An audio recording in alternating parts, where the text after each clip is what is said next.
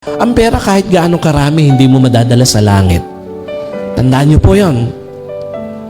Kaya kailangan, habang pwede niyo pang i-enjoy yung mga blessings na yan, i-enjoy ninyo kasama asawa, kasama pamilya, i-enjoy yung mga binubuhos na pagpapala ng Panginoon.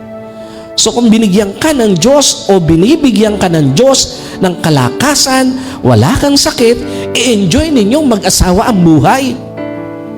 Mag-travel kayo, mamasyal kayo hanggat gusto nyo, hanggat kaya nyo. Huwag yung kung kailan uugod-ugod na kayo, saka pa kayo magyayayang mag-travel or mag-joyride. Wala nang joy doon.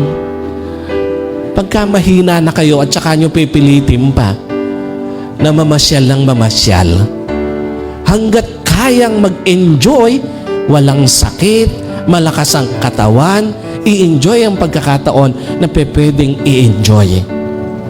Huwag kung kailan, again, hindi na makabangon, saka pa kayo magpipilit na i-enjoy ang buhay. No, hindi nyo na may enjoy ang buhay pag nandoon na kayo sa sitwasyon na yon ng buhay.